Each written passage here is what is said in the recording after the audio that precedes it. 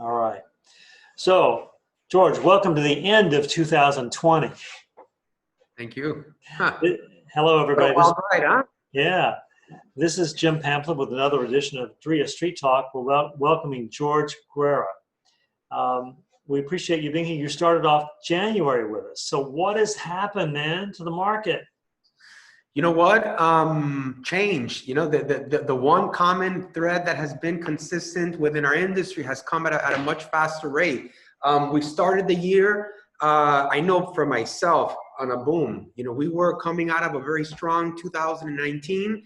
I think we're looking at all the indicators and positioning ourselves for just as strong, if not stronger, 2020. So we were there sharpening our knives, you know, getting ready to put our fork in the meat when we had this sort of black swan effect where the unthinkable happened. We had a pandemic which pretty much shut down everybody. For the first time, in 2008, 2009, the real estate market stopped. This time, the whole entire world, stopped for 2 to 3 weeks. And it took us, I think, another week and a half to get our bearings straight to figure out where we were going. Luckily for us, as realtors, our governor, Ron DeSantis, labeled us as an essential business.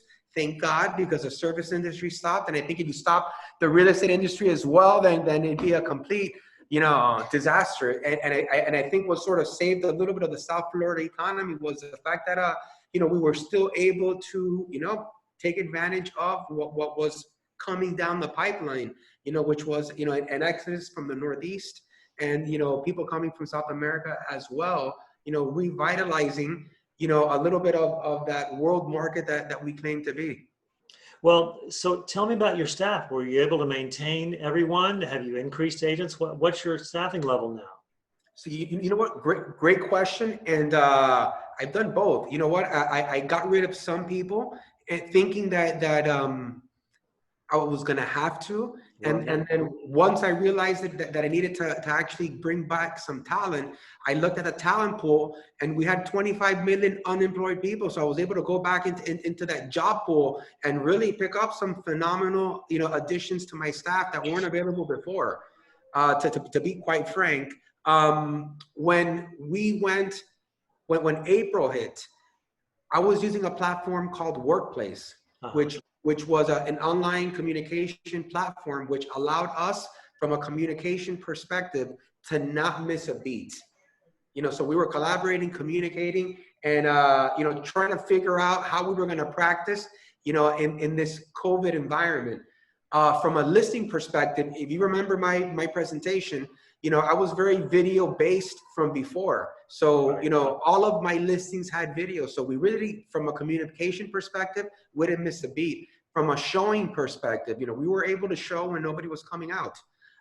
We also learned that realtors were willing to risk their lives for a 3 and a 6% commission. And buyers were also willing to fight the pandemic as well to find the house of their dreams as well. So we learned that, home became more important than ever during this pandemic.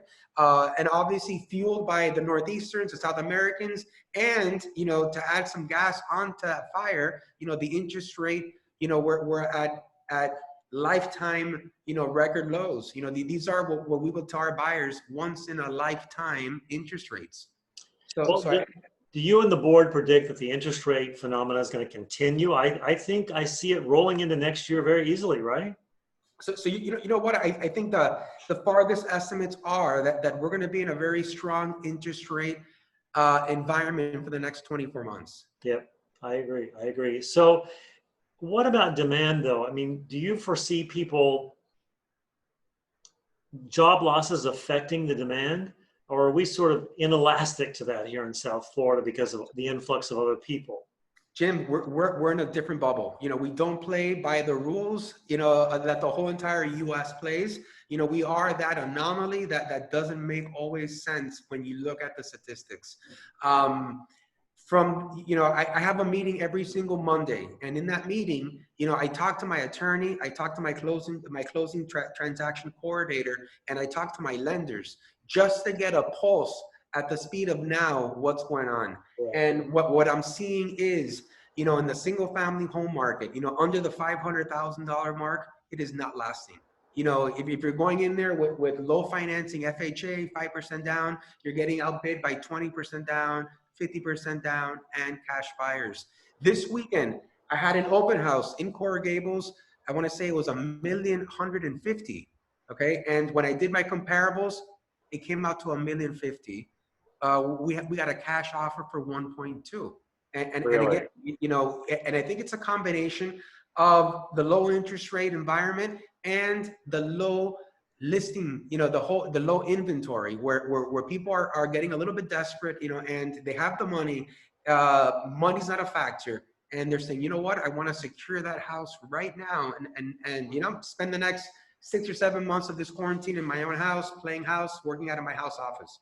Well, I think that we see that in our side of the business too, where we try to tie up and sell to rehabbers properties that need a lot of work. And that is the sweet spot, under 500, especially under 300. And we get outbid. When we're buying pieces of junk, we get outbid, but we're making it and we're doing a lot of off-market deals. So I think that from what you're saying for our rehabbers in our business, they need to concentrate on that market and get it out to market. So you know what? I think, and again, when it comes to my rehab IQ, I know you're the master, and me just looking from an outside perspective, if I was a rehabber right now, if I have inventory, maybe that flipping right away to another rehabber might not be the best play. I think maybe now might be the best play to build it out, make it nice and pretty, and really capitalize on that demand from that end user standpoint. So I think that, hey, if you're able to find these gems, and they're under the sub 500 market, they're golden. They're golden gems. And as you know, as well as I do, that there's a very small population, and 90% of them are part of your group that are capable of going after that market, that have the financing, that have the construction know-how or reach to pull those things off. So that market is definitely unique and definitely powerful if you're able, to definitely acquire some inventory. How has that inventory been for you guys? Have you guys been plagued with low inventory as well? We have been plagued with lower inventory. I mean, obviously there are listings all the time, but we're competing. We're not competing with homeowners. We're competing with other investors, and that's okay. We always do that. We've become a little more creative, and we're getting out and looking for off-market deals, and we're still finding the same ratios that we've always found. So we'll survive. We just won't get the low-hanging fruit that we always got, that's how we view listed properties. We're still going after them every day. We've had hundreds of offers a day. And your brethren are being very nice to us. People talk about realtors all the time, but we love realtors because that's where we get our deals and that's how we sell our deals. So we're happy. And I'm very delighted to hear you say that we kind of don't go with the rules here in South Florida. That's what makes my business work. It's what makes your business work. And if you see interest rates hanging in there, I'm happy to hear it.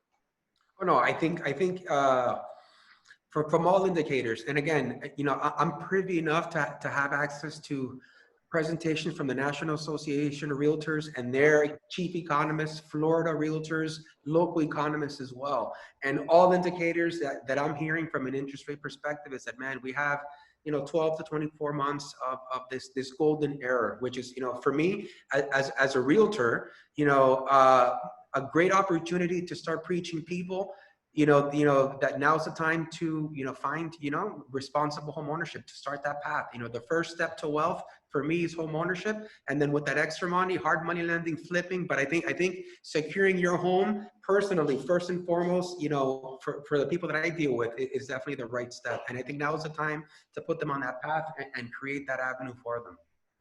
All right. Well, thank you very much for your update. And I just want to tell all of our investors listening, you heard it from the man. It's going to happen. So hang in there, look for your deals and sell them, right? There you go. All right. Thank you. And I wish you a happy Christmas and year end. And next year, you're not on the board in the leadership position anyway, right? So you know what? I will be part of the board. I will be past chairman, and I will be running the Miami PAC for the for our PAC funds. So I'm always going to have a leg and an arm involved in there. But what I'm really looking forward to is when you guys are going to start meeting in person.